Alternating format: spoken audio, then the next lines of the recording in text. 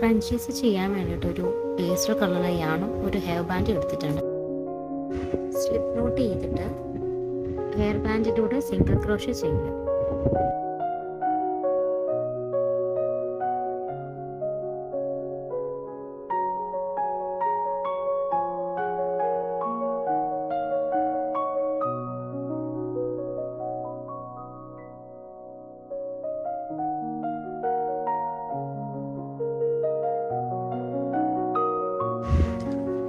Single crochet ചെയ്ത് കഴിയുമ്പോഴും yarn കുറച്ച് ടൈറ്റ് ആക്കി കൊടുക്കുക.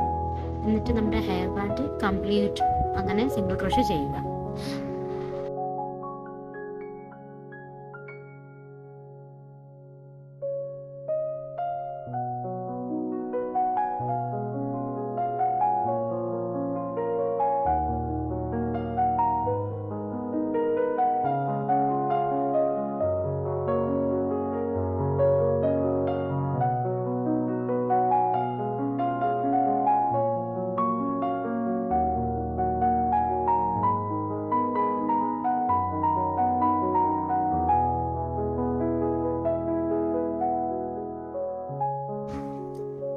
ഫസ്റ്റ് റൗണ്ട് കംപ്ലീറ്റ് ആയിട്ടുണ്ട്.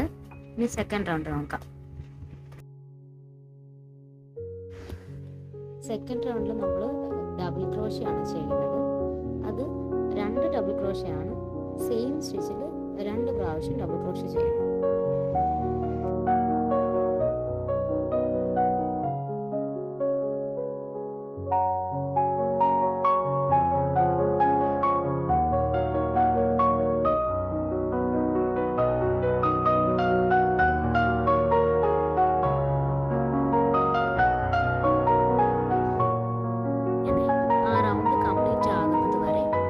സ്റ്റിച്ചിലും 2 ഡബിൾ ക്രോഷ്യ വീതം ചെയ്യുക.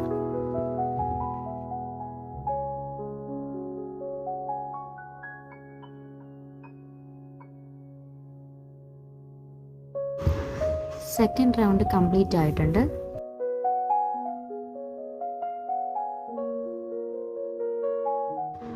തേർഡ് റൗണ്ടിൽ ഒരു സ്റ്റിച്ചിൽ 3 ഡബിൾ ക്രോഷ്യ വീതം ചെയ്തിട്ട് വേണം റൗണ്ട് കംപ്ലീറ്റ് ചെയ്യാനായിട്ട്.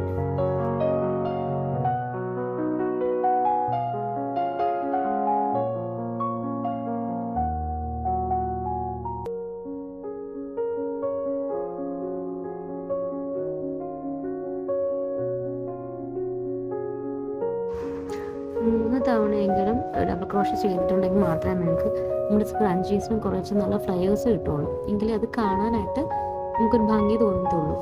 അതുപോലെ തന്നെ ഓരോ പ്രാവശ്യം നമ്മൾ സ്റ്റിച്ച് ചെയ്യുമ്പോഴും നമ്മൾ നൂല് അല്ലെങ്കിൽ യാണ് കുറച്ച് ടൈറ്റ് ആക്കി കൊടുക്കാം.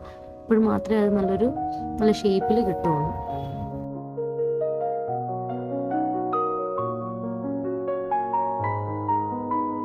സ്ക്രഞ്ചിയുടെ ഔട്ട്പുട്ട് ഇങ്ങനെയാണ് വരുന്നത്. അതിനുശേഷം നമ്മൾ സ്ലിപ്പ് സ്റ്റിച്ച് ചെയ്തിട്ട് യാൺ കട്ട് ചെയ്യണം.